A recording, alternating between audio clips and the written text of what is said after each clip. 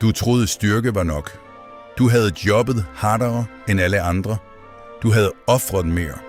Du havde overlevet ting, som knuste andre mennesker. Og du stod der fortsat. Det er derfor, du ikke forventede det. Fordi de, som falder hardest, er altid de, som troede, de var uovervindelige.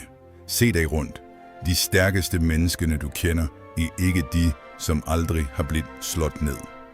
De er de, som har rejst, se så mange gange, at de begyndte at tro, at de aldrig ville blive liggende.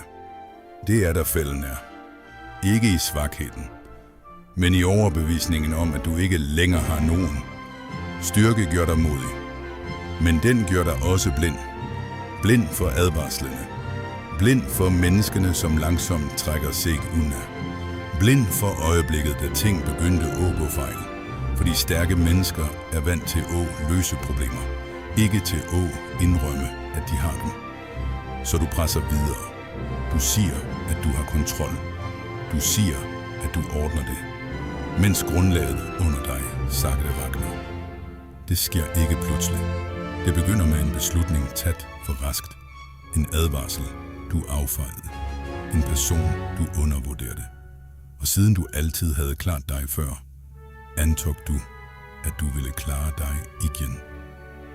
Men denne gang var det anderledes. Og når faldet kommer, er det ikke slik, du havde forestillet dig. Det er ikke et drama. Det er ikke en kamp. Det er stille. En telefon, som slutter at ringe.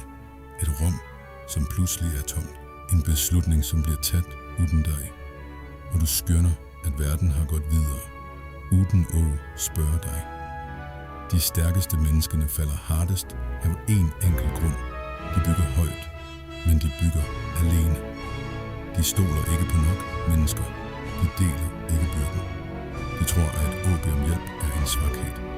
Og til slut bærer de for mye, for længe, indtil mørket er det. De trænger ikke at være en stor fejl. Det kan være akkurat en for mye. Den sidste dråben i et glas, som allerede var fuldt.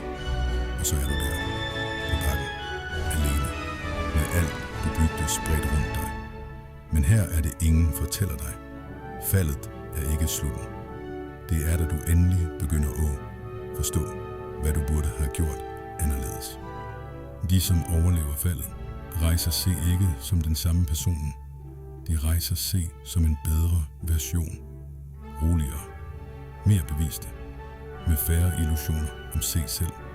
Ægte styrke er ikke at aldrig falde. Ægte styrke er at falde, så forstå hvorfor. Så spørg dig selv, er du stærk nok til at indrømme, at du kanskje er på vej ned? Eller venter du, til du allerede ligger på bakken?